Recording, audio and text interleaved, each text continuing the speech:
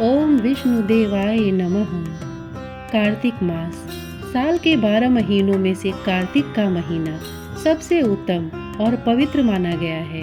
पुराणों के अनुसार इस मास में भगवान विष्णु नारायण रूप में जल में निवास करते हैं। इसलिए कार्तिक कृष्ण प्रतिपदा से लेकर कार्तिक पूर्णिमा तक नियमित सूर्योदय से पहले नदी या तालाब में स्नान करना दूध से स्नान का पुण्य देता है।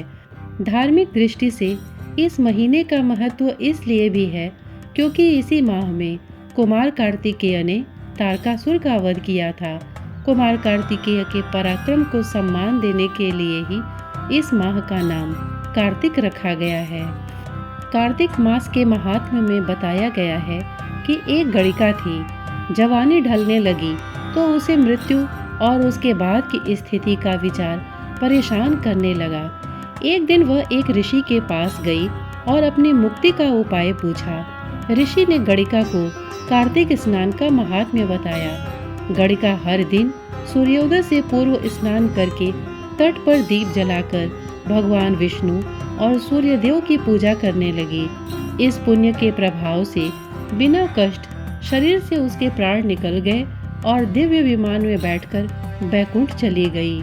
कार्तिक मास की महिमा का वर्णन करते हुए एक कथा देवी रुक्मिणी की भी है। पद्म पुराण के अनुसार पूर्व जन्म में रुक्मिणी गंगा तट पर रहने वाली एक विधवा ब्राह्मणी थी। वह नियमित रूप से गंगा स्नान करके तुलसी की पूजा किया करती थी और भगवान विष्णु का ध्यान करती थी। कार्तिक मास की ठंड में एक दिन स्नान करके पूजा करने के क्रम में इनकी आत्मा को शरीर से मुक्ति मिल गई। उनकी आत्मा के पास पुण्य की इतनी पूंजी थी कि उन्हें देवी लक्ष्मी के समान स्थान प्राप्त हो गया। इसी पुण्य के प्रभाव से वह भगवान कृष्ण की पटरानी बनी। कार्तिक महात्म्य का वर्णन करते हुए भगवान श्री कृष्ण ने सत्यभामा को बताया था कि वह पूर्व जन्म में भगवान विष्णु की पूजा किया करती थी। जीवन भर कार्तिक मास में सूर्योदय से पूर्व स्नान करके वह तुलसी को दीप दिखाती थी। इस पुण्य से सत्यभामा श्री कृष्ण की पत्नी हुई। भगवान श्री कृष्ण ने बताया कि कार्तिक का महीना सभी महीनों में मुझे अति प्रिय है।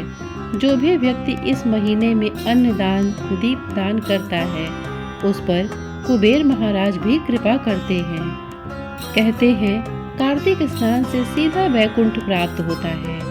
कथा है कि शंखासुर नामक असुर ब्रह्मा जी से वेदों को चुरा कर भाग रहा था। वेद उनके हाथों से छूटकर समुद्र में प्रवेश कर गए। देवताओं की प्रार्थना से प्रसन्न होकर भगवान विष्णु ने कहा कि मैं मछली का रूप धारण करके अभी वेदों को लाता हूँ।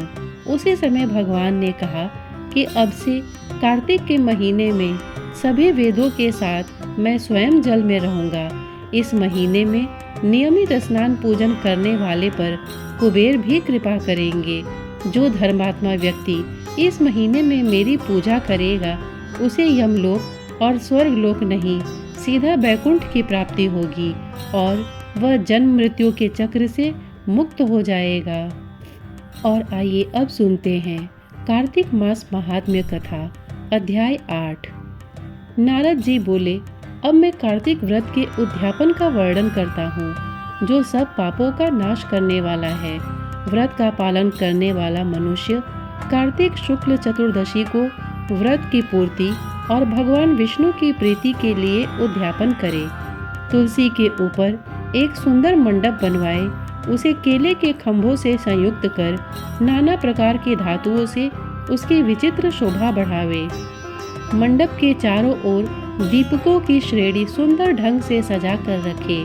उस मंडप में सुंदर बंधनवारों से सुशोभित 4 दरवाजे बनावे और उन्हें फूलों से तथा चंवर से सुसज्जित करे। द्वारों पर पृथक पृथक मिट्टी के द्वारपाल बनाकर उनकी पूजा करे।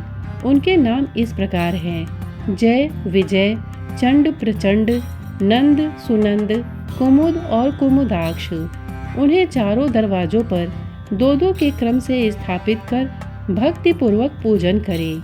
तुलसी की जड़ के समीप 4 रंगों से सुशोभित सर्वतोभद्र मंडल बनवाए और उसके ऊपर पूर्ण पत्र और पंचरत्न से संयुक्त कलश की स्थापना करें। कलश के ऊपर शंख चक्र गदाधारी भगवान विष्णु का पूजन करें। भक्ति पूर्वक उस तिथि में उपवास करें तथा रात्रि में गीत, वाद्य, कीर्तन आदि मंगलमय आयोजनों के साथ जागरण करें। जो व्यक्ति भगवान विष्णु के लिए जागरण करते समय भक्ति पूर्वक भगवत संबंधी पदों का गान करते हैं, वे सैकड़ों जन्मों की पाप राशि से मुक्त हो जाते हैं। जो मनुष्य भगवान के निमित्त जागरण करके रात्रि भर भगवान का कीर्तन करते हैं, उनको असंख्य गोदान का फल मिलता है। जो मनुष्य भगवान की मूर्ति के सामने नृत्य गान करते हैं, उनके अनेक जन्मों के एकत्रित पाप नष्ट हो जाते हैं।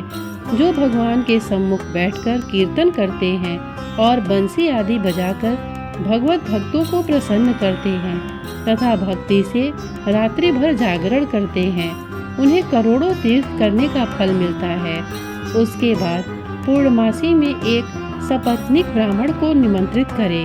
प्रातः काल स्नान और देव पूजन करके वेदी पर अग्नि की स्थापना करें और भगवान की प्रीति के लिए तिल और खीर की आहुति दें। होम की शेष विधि पूरी करके भक्ति पूर्वक ब्राह्मणों का पूजन करें और उन्हें यथाशक्ति दक्षिणा दें। फिर उनसे इस प्रकार क्षमा प्रार्थना करें। आप सब लोगों की अनुकंपा से मुझ पर भगवान सदैव प्रसन्न रहें। इस व्रत को करने से मेरे 7 जन्मों के किए हुए पाप नष्ट हो जाएं और मेरी संतान चिरंजीवी हो। इस पूजा के द्वारा मेरी सभी मनोकामनाएं पूर्ण हों। मेरी मृत्यु के पश्चात मुझे अतिशय दुर्लभ विष्णु लोक की प्राप्ति हो।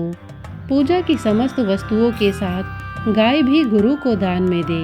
उसके पश्चात घर वालों और मित्रों के साथ स्वयं भोजन करें। भगवान द्वादशी तिथि को शयन से उठे, त्रयोदशी को देवताओं से मिले और चतुर्दशी को सबने उनका दर्शन एवं पूजन किया। इसलिए उस तिथि में भगवान की पूजा करनी चाहिए। गुरु की आज्ञा से भगवान विष्णु की सुवर्णमयी प्रतिमा का पूजन करें। इस पूर्णिमा को पुष्कर तीर्थ की यात्रा श्रेष्ठ मानी गई है। कार्तिक माह में इस विधि का पालन करना चाहिए। जो इस प्रकार कार्तिक के व्रत का पालन करते हैं, वे धन्य और पूजनीय हैं। उन्हें उत्तम फल की प्राप्ति होती है। जो भगवान विष्णु की भक्ति में तत्पर हो, कार्तिक में व्रत का पालन करते हैं, उनके शरीर में स्थित सभी पाप तत्काल नष्ट हो जाते हैं। जो श्रद्धा पूर्वक कार्तिक के उद्यापन का महात्म्य सुनता एवं सुनाता है, वह भगवान विष्णु का सायुज्य प्राप्त करता है। आइए अब जानते हैं पवित्र कार्तिक मास में क्या करें। कार्तिक मास हिंदुओं के लिए सबसे पवित्र महीना है। इस महीने की अधिष्ठात्री देवी राधा रानी है। इस महीने में हम जो भी आध्यात्मिक गतिविधि करते हैं, वह राधा रानी को प्रसन्न करने वाली होती है और राधा प्रसन्न हो तो भगवान श्री कृष्ण प्रसन्न होते हैं। स्कंद पुराण के अनुसार जिस प्रकार सतयुग युगों में सबसे अच्छा है और जैसे शास्त्रों में वेद सर्वश्रेष्ठ है, जैसे गंगा नदियों में सबसे अच्छी है, वैसे कार्तिक महीनों में सबसे अच्छा है। भगवान श्री कृष्ण को सबसे प्रिय है। भगवान श्री कृष्ण कहते हैं, सभी पौधों में पवित्र तुलसी मुझे सबसे प्रिय है। सभी महीनों में कार्तिक सबसे प्रिय है। सभी तीर्थों में मेरी प्रिय द्वारिका सबसे प्रिय है और सभी दिनों में एकादशी सबसे प्रिय है।